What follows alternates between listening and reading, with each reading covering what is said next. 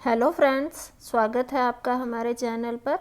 आज के वीडियो में हम एचपी सबऑर्डिनेट सिलेक्शन बोर्ड द्वारा कंडक्ट कराए गए क्लर्क एग्ज़ाम जो कि 2018 में कंडक्ट करवाया गया है, इसका हिंदी पार्ट डिस्कस करने जा रहे हैं।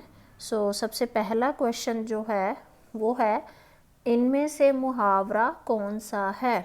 मुहावरे जो हैं, हमने अपनी पिछली वीडियोस में भी ये बार बार डिस्कस किया है कि मुहावरे चैप्टर जो होता है हिंदी का, वहाँ से हर एग्ज़ाम में क्वेश्चन जो हैं वो ज़रूर पूछे जाते हैं। हर एक पेपर में एक या दो क्वेश्चन आपको मुहावरे से ज़रूर मिल जाएंगे। तो मुहावरे चैप्टर जो है उसको बहुत अच्छे से प्रिपेयर करें आप। इनमें से मुहावरा कौन सा है, जो क्वेश्चन है वो ये है कि जो नीचे आपको ऑप्शन दिए गए हैं इनमें से कौन सा मुहावरा होता है और कौन सा नहीं होता है, मतलब कौन सा है ये बताना है आपको। तो ऑप्शन ए है अंगूठा दिखाना, अंगूठा खाना, अंगूठा चूमना, अंगूठा मानना। तो इसमें अंगूठा खाना और अंगूठा मानना तो बिल्कुल भी कोई मुहावरा नहीं होता है। लेकिन जो हमारा ऑप्शन सी अंगूठा चूमना है, इसका मतलब होता है चापलूसी करना, या कह दें कि खुशामद करना किसी की। ठीक है, तो जो चापलूसी करते हैं उसके लिए यूज़ होता है अंगूठा चूमना। और जो हमारे पास ऑप्शन ए है अंगूठा दिखाना, इसका मतलब होता है मना करना। किसी को साफ साफ किसी काम के लिए अगर आप मना कर देते हो तो यूँ बोला जाता है कि अंगूठा दिखा दिया। जैसे आप किसी से हेल्प मांगते हो और वो आपको मना कर दे, तो आप ये यूज़ कर लेते हैं कि मुझे साफ साफ अंगूठा दिखा दिया गया है ना। तो अंगूठा दिखाना होता है मना करना और अंगूठा चूमना होता है चापलूसी करना। पर हमारे पास जो क्वेश्चन है वो ये कहता है कि कौन सा मुहावरा यहाँ पे है। तो हमारे पास तो ए और सी दोनों ही सही हैं, क्योंकि दोनों ही मुहावरे होते हैं। अगर हम आंसर की बात करें तो ऑप्शन सी वहाँ पे लिखा गया है, बट ऐसा नहीं है कि सिर्फ ऑप्शन सी जो है यही एक मुहावरा होता है, बल्कि ऑप्शन ए जो है वो भी अपनी जगह ठीक है, क्योंकि वो भी मुहावरा ही है। तो इस तरह से ये क्वेश्चन जो है वो डिस्प्यूटेड है, कॉन्ट्राडिक्टेड है। ये क्वेश्चन तो डेफिनेटली कैंसिल होना चाहिए। आंसर की के हिसाब से इसका आंसर सी होना चाहिए, बट ए भी ठीक है, ए भी आपका गलत नहीं है। अगले क्वेश्चन की ओर चलते हैं। अगला क्वेश्चन है, इनमें से कौन सा शब्द संज्ञा है। संज्ञा जो है वो हम बहुत छोटी क्लासेस से पढ़ते आ रहे हैं कि किसी भी वस्तु, व्यक्ति, स्थान, प्राणी, गुण, भाव आदि के नाम को हम संज्ञा कह देते हैं। मतलब ऐसे शब्द जिनसे किसी वस्तु का नाम, किसी जगह का नाम, किसी व्यक्ति का नाम, या उसका कोई गुण प्रकट हो रहा हो, या किसी तरह का भाव हमें पता चल रहा हो, खुशी का, दुख का, है ना। तो उन सब के नाम को हम संज्ञा कह देते हैं। तो यहाँ पे आपको जो ऑप्शंस दिए गए हैं ये हैं प्रथम, प्राथमिक, ईर्ष्यालु, शोभित। तो इनमें से आपका जो आंसर है वो जाएगा आपका प्रथम, क्योंकि प्रथम एक ऐसा शब्द है जो किसी का नाम भी हो सकता है, पर ज़्यादातर हम इसको ऐसे बोल देते हैं कि जैसे कह लो कि राम कक्षा में प्रथम आया है ना, या किसी एग्ज़ाम में, किसी भी तरह के एग्ज़ाम में कोई प्रथम आया है, तो प्रथम आना मतलब फर्स्ट पोजीशन हासिल करना। ठीक है, तो एक तरह से जो प्रथम शब्द है वो एक जगह बता रहा है, एक स्थान बता रहा है कि कक्षा में, पूरी क्लास में जो राम है उसकी फर्स्ट पोजीशन रही है, वो पहले स्थान पर आया है। ठीक है, मतलब एक रैंक, उसका नाम पता चल रहा है, एक जगह पता चल रही है उसकी। ठीक है, तो इसलिए ये प्रथम शब्द है यहाँ पे वो क्या है, एक संज्ञा शब्द है। अगले क्वेश्चन की ओर चलते हैं। जिस वस्तु को पाने की इच्छा की जाए का सही शब्द क्या है। तो ये वही आ गया आपका अनेक शब्दों के लिए एक शब्द। आपको अनेक शब्दों के लिए एक शब्द का यूज़ करना हो, ये वाला टॉपिक जो है यहाँ से भी क्वेश्चन जो है वो एग्ज़ाम में आ जाता है आपको। तो इसको भी अच्छे से प्रिपेयर करें। हमारे पास क्वेश्चन है, जिस वस्तु को पाने की इच्छा की जाए उसके लिए सही शब्द क्या होगा। तो यहाँ पे आपका आंसर है right, option C, that is अभीष्ट। अगर आपको कुछ थोड़ा सा यहाँ पे ना पता हो तो आप थोड़ा सा ऑप्शंस पे भी फोकस कर सकते हैं। जैसे अनायास का मतलब होता है अचानक से, है ना। अनोखा तो अनोखा ही होता है ना, अलग तरह का। अलौकिक होता है जो बिल्कुल अद्वितीय है ना, पूरे संसार में जो बिल्कुल अद्वितीय है, अलग है, अलौकिक है ना। और ये सारे शब्द जो हैं वो किसी वस्तु को पाने की इच्छा की जाए ऐसा कुछ यहाँ पे नहीं समझ में आ रहा है। तो आपके पास ऑप्शन सी जो है वो होता है इसका राइट आंसर, दैट इज़ अभीष्ट। चलिए अगले क्वेश्चन की ओर चलते हैं। नेक्स्ट क्वेश्चन है हमारा, बाल्टी में दूध है में कौन सा कारक है। कारक जो हैं ये भी एक इम्पोर्टेंट टॉपिक है हिंदी का, कई बार यहाँ से भी क्वेश्चन जो है वो पूछ लेते हैं, तो एक बार रीड कर लीजिएगा इनको भी। कारक जो हैं वो 8 भेद होते हैं उसके, मतलब सेंटेंस में क्या शब्द यूज़ किया गया है उसके आधार पे हम उसका कारक बताते हैं। जैसे फर्स्ट होता है कर्ता, तो कर्ता ने, है ना, हम ने शब्द कहीं लगा हो तो हम बोलते हैं कर्ता है। कर्म को, ठीक है, करण से, अगर से शब्द यूज़ हो रहा है कहीं तो करण होता है कर्ता ने, कर्म को, करण से। संप्रदान, संप्रदान होता है यहाँ पे आपका के लिए, है ना, मतलब किसी सेंटेंस में के लिए यूज़ हो रहा हो तो हम बोल देते हैं संप्रदान है। नेक्स्ट हो जाता है आपका अपादान। अपादान का मतलब होता है से जुदाई, है ना, मतलब से जुदाई, मतलब जैसे अलग हो रहा हो कोई किसी चीज़, जैसे सपोज़ पेड़ से फल गिर रहा हो तो वो पेड़ से टूट के अलग हो गया ना, तो वहाँ पे गिर जाना, टूट जाना, अलग हो जाना, जुदाई का वहाँ पे पता चल रहा हो तो अपादान आ जाता है वहाँ पे। आगे होता है संबंध। संबंध होता है जैसे इसके लिए होता है कि किसी के सेंटेंस में का, के या की हो, रा, रे, री हो, या कोई रिलेशन पता चल रहा हो, ठीक है, तो हम वहाँ संबंध कारक जो है वो यूज़ करते हैं। अगला होता है आपका अधिकरण। अधिकरण का मतलब होता है में पर, मतलब किसी सेंटेंस में या पर शब्द यूज़ हो रहा हो तो वहाँ पे हमारा होता है अधिकरण। और एक लास्ट होता है संबोधन। अगर आपको किसी को संबोधित करना हो, जैसे हे, रे, अरे, इस तरह के शब्द यूज़ हो रहे हों, मतलब कोई किसी को संबोधित कर रहा हो, जैसे सभा को आप संबोधित कर रहे हो, ठीक है, तो इस तरह से संबोधन कारक वहाँ पे यूज़ हो जाता है। हमारे पास यहाँ क्वेश्चन था बाल्टी में दूध है, तो में यूज़ हो रहा है, तो में से आपको पता चल गया होगा यहाँ पे कौन सा कारक जा रहा है आपका अधिकरण, क्योंकि अधिकरण होता है में या पर शब्द के लिए, ठीक है जी। आगे चलते हैं, अगला है हमारा आई का प्रत्यय है। प्रत्यय और उपसर्ग जो हैं वो भी इम्पोर्टेंट टॉपिक है हिंदी का एक।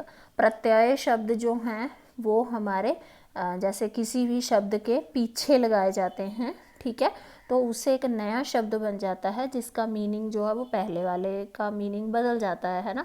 मतलब जिस शब्द के पीछे हम कोई नया शब्द लगा दें, ठीक है, और एक अलग तरह का शब्द, नया शब्द बन के सामने आता है और उनके मीनिंग अलग होते हैं, ठीक है। तो आपको यहाँ पे आई का प्रत्यय बताना है, मतलब किस शब्द में आई जो है वो पीछे लगा के एक नया शब्द जो है वो बन सकता है, यहाँ पे आपको ये बताना है। तो देखिए आपके ऑप्शंस के हिसाब से यहाँ पे ये पता नहीं, सी ऑप्शन स्थान प्लस आई, ये तो कोई शब्द ही नहीं हुआ, स्थान आई, है ना। खावटा प्लस आई, ये भी कोई शब्द नहीं होता है। अब लिखाई लिखा है, लिखाई में पीछे मैं एक और आई लगा दूँ तो पता नहीं क्या बन जाएगा वो, है ना, कुछ मीनिंगलेस सा वर्ड बन जाएगा। अब हमारे पास बचता है ऑप्शन ए लिखा। लिखा में पीछे लगाया जाएगा आई तो बन जाएगा लिखाई, ठीक है जी। तो इसका प्रत्यय यहाँ पे लिखा आएगा, ठीक है। तो आई का प्रत्यय है लिखा। ओके, तो लिखा जैसे हम बोल दें कि बहुत सुंदर लिखा तुमने, है ना, तो वो लिखा का अलग मीनिंग बन जाता है। और लिखाई शब्द जो है उसमें प्रत्यय लगने के बाद वो बिल्कुल अलग हो जाता है कि तुम्हारी लिखाई बहुत सुंदर है ना। ठीक है, चलिए आगे चलते हैं। अगला क्वेश्चन है हमारा, द्विजेंद्र का संधि विच्छेद। संधि विच्छेद एक ऐसा टॉपिक है जहाँ से आपको हर पेपर में एक दो क्वेश्चन जो हैं वो ज़रूर मिलते हैं। तो संधि विच्छेद को बिल्कुल भी इग्नोर नहीं करें, इसको अच्छे से प्रिपेयर करें। संधि विच्छेद में आपको द्विजेंद्र का बताना है, तो ये हो जाता है आपका द्विज में जब छोटी ई, है ना, ई इमली वाली ई जो है, जब ज में ई जोड़ी जाए या कह दें कि अ में हम ई को ऐड करें तो ये ए बन जाता है। ठीक है, ए की मात्रा बन जाती है, तो ये आपका बन जाएगा द्विज plus Indra, that is Dwijendra. चलिए अगले क्वेश्चन की ओर चलते हैं। अगला क्वेश्चन है आपका, औ का उच्चारण स्थान। औ वर्ण आपको बोलना हो तो उसका उच्चारण स्थान, उच्चारण के आधार पे, मतलब हम जब वर्णों को बोलते हैं या जैसे अनार, आम, इस तरह से जब हम उनका उच्चारण करते हैं तो आवाज़ जो है वो कौन से पार्ट से आ रही है उसको उसका उच्चारण स्थान कहा जाता है। अलग अलग तरह की हमारे पास बोलने के आधार पे, वर्णों के उच्चारण के आधार पे स्थान जो हैं वो भी अलग अलग हैं। जैसे कुछ वर्णों को जब हम बोलते हैं तो आवाज़ जो है वो ज़्यादा गहराई से जैसे तालु से आती है, कुछ के लिए थोड़ा ऊपर से जिसको हम कंठ कह देते हैं, कंठ से आती है। कुछ को जब हम बोलते हैं तो हमारे होंठों का यूज़ होता है, होंठों को हम ओष्ठ कह देते हैं, है ना। ठीक है, तो होंठों का यूज़ होता है तो उसके लिए हम बोल देते हैं कि इसका उच्चारण स्थान ओष्ठ है। कईयों के लिए आपके दंत भी यूज़ होते हैं, दांत यानी कि, तो हम दंत प्लस ओष्ठ दंतोष्ठ भी बोल देते हैं उसको। ठीक है, कई वर्णों के उच्चारण में हमें म है जैसे, तो हमारा नाक से भी आवाज़ जो है वो आती है। ठीक है, तो हम कह देते हैं कि नासिका का यहाँ पे यूज़ हुआ है, नासिका का उच्चारण स्थान जो है ऐसे शब्दों का वो नासिका है। ठीक है, तालु यानी कि अगर आपकी जैसे जीभ जो है वो ऊपर ऊपर लगती है बोलते टाइम तो हम तालु बोल देते हैं, है ना, इस तरह से। तो जब आप औ का उच्चारण स्थान आपको बताना हो तो अगर आपको ऐसा कोई क्वेश्चन आ जाता है पेपर में तो आप उस शब्द को उस वर्ण को कई बार बोल के देखिए। बोलते टाइम अपने आप पे अपने अंदर से फील करिए कि आवाज़ जो है वो कहाँ जैसे से निकल के आ रही है, तो आपको इजीली पता चल जाएगा कि उस वर्ण का उच्चारण स्थान क्या है। जैसे आप आओ बोलोगे, आओ, आप बार बार उसको बोल के देखिए तो आपको पता चलता है कि आवाज़ जो है वो आपके कंठ से और आपके ओष्ठ, ओष्ठ मतलब आपके होंठ जो हैं वो भी वहाँ पे थोड़ा रोल प्ले कर रहे हैं। तो थोड़ा सा यहाँ पे आवाज़ जो है वो आपका कंठ से, आपके गहराई से, पीछे से गले से आ रही है। ठीक है, और साथ में आपके होंठ जो हैं वो भी थोड़ा सा यूज़ हो रहे हैं यहाँ पे, तो आपका बन जाएगा कंठ प्लस ओष्ठ, कंठोष्ठ इसका उच्चारण स्थान। ये इसका राइट आंसर है। अगला क्वेश्चन है आपका, सर्वथा भिन्न शब्द है। भिन्न का मतलब होता है बिल्कुल अलग, सर्वथा मतलब सबसे अलग। यहाँ पे आपको सबसे अलग शब्द जो है वो चूज़ करना है। फर्स्ट है आपका चुपचाप, बी है आपका सुनसान, सी है एकाकी, एंड डी वाला है अकेला। सुनसान, आप जब कभी कहीं जा रहे हों और आपको वहाँ पे कुछ भी आसपास कोई दिखाई ना दे तो आप किसी को बात सुनाते हो तो आप बोलते हो कि वहाँ पे बहुत सुनसान था, है ना, मतलब अकेले थे आप। ठीक है, अकेला होना तो ठीक है, अकेले हो आप, है ना। और एकाकी का मतलब भी इनके जैसा ही होता है, ठीक है, अकेले टाइप का, है ना। पर चुपचाप का मतलब जो है वो बिल्कुल यहाँ पे इनसे मैच नहीं होता है। अब चुपचाप का मतलब होता है सिर्फ चुप रहना, चुपचाप बैठना, है ना। अब चुपचाप होने का मतलब ये नहीं है कि आप अकेले हो, ऐसा तो बिल्कुल भी नहीं है ना। ज़रूरी थोड़ी है कि आप तभी चुपचाप बैठते हो जब आप अकेले होते हो, है ना। आपकी मान लो क्लास लगी हुई है और आप क्लास में बिल्कुल शांत चुपचाप बैठे हो, तो आप अकेले तो नहीं हो ना वहाँ पे, है ना। तो अकेला रहना या अकेले होना और चुपचाप होने में फ़र्क है। चुपचाप आप किसी भी सिचुएशन में चुपचाप बैठ सकते हो, ऐसा ज़रूरी नहीं है कि आप अकेले ही हो वहाँ पे। तो जो चुपचाप शब्द है वो यहाँ पे सबसे अलग है, ठीक है जी। अगला क्वेश्चन जो है वो है हाल का उपसर्ग। अभी हमने पीछे प्रत्यय डिस्कस किया है, तो अभी हमारे पास आ गया उपसर्ग। उपसर्ग जो हैं वो आगे लगते हैं। सेम वही है कि ऐसे शब्द हैं जो किसी दूसरे शब्द के आगे जोड़ दिए जाते हैं और एक नया शब्द जो है वो क्रिएट हो जाता है, जिसका मतलब पहले वाले शब्द से बिल्कुल अलग होता है। ओके, तो आपको यहाँ हाल का उपसर्ग बताना है। तो थोड़ा सा मैं आपको ये सजेस्ट करूँगी कि कई बार जब हम सॉल्व कर रहे होते हैं तो ऐसा ज़रूरी नहीं है कि आपको आता ही होगा बिल्कुल, है ना। तो एक बार आप ऑप्शंस को भी ध्यान से देख लें, आपको बहुत सारे क्वेश्चंस का आंसर जो है वो ऑप्शंस में ही समझ में आ जाता है। अब जैसे आप यहाँ देखें कि हाल जो है उसका उपसर्ग बताना है, मतलब उसके आगे क्या लगेगा, है ना। तो हरमाली तो बिल्कुल भी नहीं है, यहाँ हाल है ही नहीं कहीं, है ना। हलवाई में भी हाल कहीं नहीं है, हलाहल में भी हाल कहीं पे भी नहीं है ना।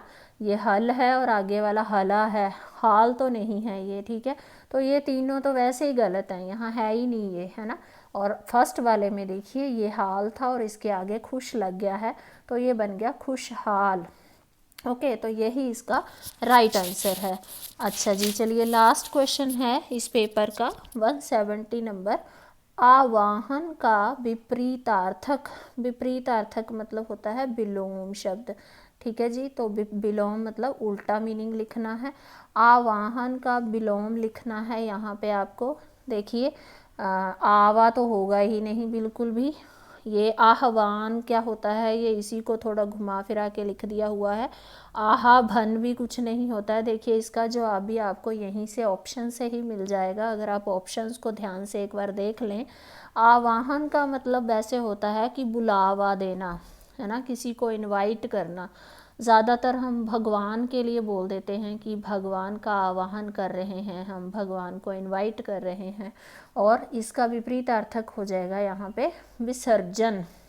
विसर्जन मतलब विदाई देना, ठीक है, विदा करना। जैसे गणेश चतुर्थी का फेस्टिवल सबको पता ही होगा, तो पहले भगवान जी को घर पे लेके आते हैं और बाद में हम उनका विसर्जन भी करते हैं, मतलब उनको विदाई भी देते हैं। तो इस तरह से आवाहन का विपरीतार्थक जो है वो विसर्जन है। तो आज के इस वीडियो में इतना ही। आई होप ये वीडियोस आपको आपकी प्रेपरेशन में हेल्प करेंगे। इसी तरह के और वीडियोस देखने के लिए लाइक करें, शेयर करें, सब्सक्राइब करें हमारे चैनल को। Thank you.